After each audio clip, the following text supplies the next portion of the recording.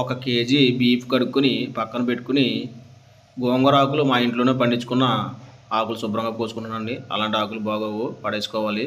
మంచి ఫ్రెష్గా ఉండే ఆకులు మాత్రమే నేను పెట్టుకున్నానండి. కడుక్కునండి గోంగూరని బాగా బాయిల్ చేసుకునండి మిక్సీలో పేస్ట్ చేసి పెట్టుకుంటానండి. ఆ తర్వాత కర్రీ ప్రాసెస్ జరుగుతుండగా ఆ పేస్ట్ని కర్రీలో నేను యాడ్ చేసుకుంటానండి.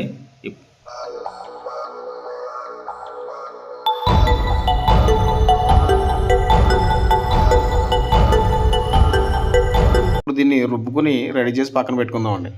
స్టవ్ మీద కళాయి పెట్టుకునండి 7-8 చెంచాలు నూనె వేసుకున్నాను. నేను ముందుగా 4 పెద్ద సైజు ఉల్లిపాయలు నుండి ఒక 5-6 పచ్చిమిర్చి కట్ చేసి పెట్టుకున్నాను. ఉల్లిపాయ వేగించేద్దామని ముందు వేగిన తర్వాత లైట్గా జస్ట్ కొంచెం వేగిన తర్వాత పచ్చిమిర్చి వేసుకుని వేయించుకుంటే అండి బాగుంటుందండి.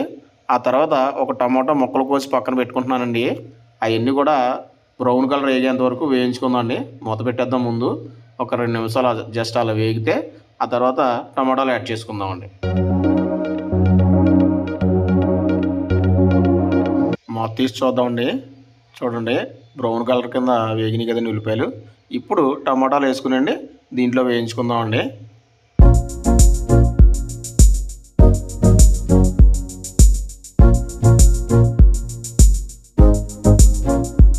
ఉల్లిపాయ ముక్కలు పచ్చిమిర్చి టమాటా బాగా వేగినాయి కదండి, గోల్డ్ కలర్ వచ్చినాయి. ఇప్పుడు బీఫ్ని యాడ్ చేసుకుందాం దీంట్లోని. బీఫ్ ఈ ఆనియన్స్ ముక్కలు అన్నీ కలిపి వేయించుకుంటే అండి అప్పుడు టేస్ట్ బాగా వస్తుందండి. ఈ రకంగా వేయించుకుంటే మంచి టేస్ట్ వస్తుందండి. బాగా కలుపుకునండి మూత పెట్టుకుని ఒక 2-3 నిమిషాలు ఉడకనిద్దామండి.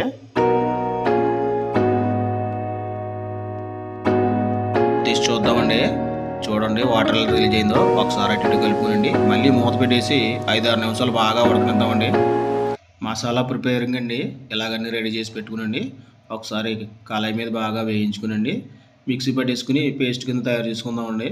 ఆ కర్రీ ఉడికే లోపల ఈ ప్రిపేర్ అయిపోతాయండి. లెంత్ ఎక్కువ వద్దని చెప్పేసి నేను మొత్తం ప్రాసెస్ చూపించలేదండి, మీరు చూసుకోండి ఒకసారి.